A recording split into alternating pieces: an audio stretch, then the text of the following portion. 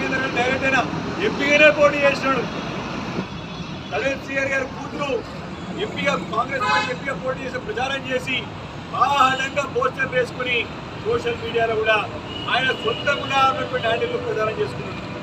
ఇంతకంటే ఆధారం ఇంకేం కావాలి? అందుకే మీరు ఈ తుమ్మినాడుగా ఆడతారు కాబట్టి రేవంత్ రెడ్డి గారికి అలవాటు కాబట్టి మేము న్యాయస్థానాన్ని ఆశ్రయించి న్యాయస్థానం డైరెక్షన్ తీసుకొచ్చి మీరు త్వరగా దీనిపై నిర్ణయం తీసుకోవాలి.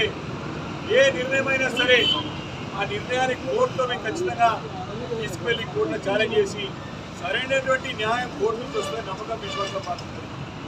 కాబట్టి దీన్ని టైంపాస్ చేయాలనే ఉద్దేశంతోనే ఈ రకంగా మీరు శాసన వ్యవస్థని మరియు బీజేపీని ఇద్దరు కూడా క్లియర్ కట్గా తెలుస్తోంది. ఈరోజు మన మహేశ్వర్ రెడ్డి గారు 30వ తారీఖు రాకుండా న్యాయం తీసుకోవడమే దీనికి ప్రత్యక్షమైనటువంటి ఆధారం.